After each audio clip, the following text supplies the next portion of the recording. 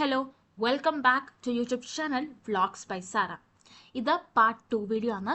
Part 1 video ഇന്നലെ morning നമ്മൾ upload ചെയ്തിട്ടുണ്ടായിരുന്നു. അതിൻ്റെ കമൻറ്റ് സെക്ഷനിൽ കുറേയധികം കുട്ടികൾ കുറേ ഡൗട്ട്സ് ചോദിച്ചിട്ടുണ്ടായിരുന്നു. എങ്ങനെയാണ് ഇൻഡെക്സ് മാർക്ക് കാൽക്കുലേറ്റ് ചെയ്യുന്നത്, പിന്നെ ടോട്ടൽ എത്ര മാർക്സാണ് ഇൻഡെക്സ് മാർക്ക് ഉള്ളത്, പിന്നെ കറക്ഷൻസ് ഉണ്ടെങ്കിൽ എന്ത് ചെയ്യണം, അങ്ങനെ ഒരുപാടധികം ഡൗട്ട്സ് ഉണ്ടായിരുന്നു. അപ്പോൾ അതെല്ലാം ക്ലിയർ ചെയ്യുന്ന വീഡിയോ ആണ് നമ്മൾ പാർട്ട് 2 ആയിട്ട് ക്രമീകരിച്ചേക്കുന്നത്. ഫസ്റ്റ് ഓഫ് ഓൾ കുറേ കുട്ടികൾ ചോദിച്ച കാര്യമാണ് എങ്ങനെയാണ് ഇൻഡെക്സ് മാർക്ക് കാൽക്കുലേറ്റ് ചെയ്യുന്നത്. Index mark out of 600 B ഫാമിന് വേണ്ടിയാണെങ്കിൽ ഇൻഡെക്സ് മാർക്ക് നമ്മൾ കാൽക്കുലേറ്റ് ചെയ്യുന്നത് ഫിസിക്സ്, കെമിസ്ട്രി, പിന്നെ maximum marks for either biology അല്ലെങ്കിൽ മാത്സ്. ഏത് സബ്ജക്റ്റിനാണോ മാത്സോ അത് ബയോളജി ആണോ ഏതിനകത്താണോ മാക്സിമം മാർക്സ് ഉള്ളത് അതായിരിക്കും കൺസിഡർ ചെയ്യുന്നത് ഇൻഡെക്സ് മാർക്ക് കാൽക്കുലേഷന് വേണ്ടി. അതുപോലെ തന്നെ ബോണസ് മാർക്സ് ആയിട്ട് നിങ്ങൾക്ക് 15 അല്ലെങ്കിൽ 20 മാർക്സ്. ഇപ്പം നിങ്ങൾ NCCയിലൊക്കെ പങ്കെടുത്തിട്ടുണ്ട്, നിങ്ങൾ അതിൻ്റെ സർട്ടിഫിക്കറ്റ്സ് എല്ലാം റെലവൻ്റ് ആയിട്ടുള്ള ഡോക്യുമെൻറ്റ്സ് എല്ലാം അപ്ലോഡ് ചെയ്തിട്ടുണ്ടെങ്കിൽ NCC സ്റ്റുഡൻസിന് ബോണസ് മാർക്ക് കിട്ടുന്ന 20 മാർക്സും NSS ആണെങ്കിൽ 15 മാർക്സുമാണ് നിങ്ങൾക്ക് ബോണസ് മാർക്സ് ആയിട്ട് കിട്ടുന്നത്.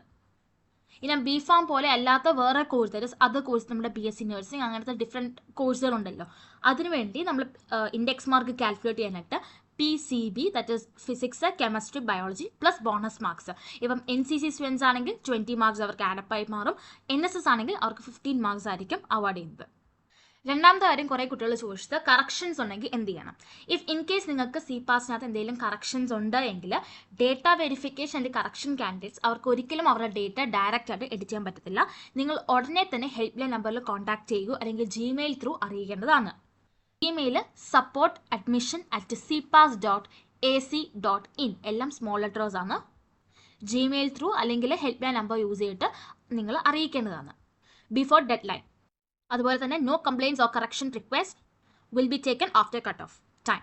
അതുകൊണ്ട് നിങ്ങൾ കട്ട് ഓഫ് ടൈമിന് മുമ്പായിട്ട് തന്നെ നിങ്ങളുടെ കംപ്ലയിൻസ് അല്ലെങ്കിൽ കറക്ഷൻ റിക്വസ്റ്റ് അയക്കേണ്ടതാണ്.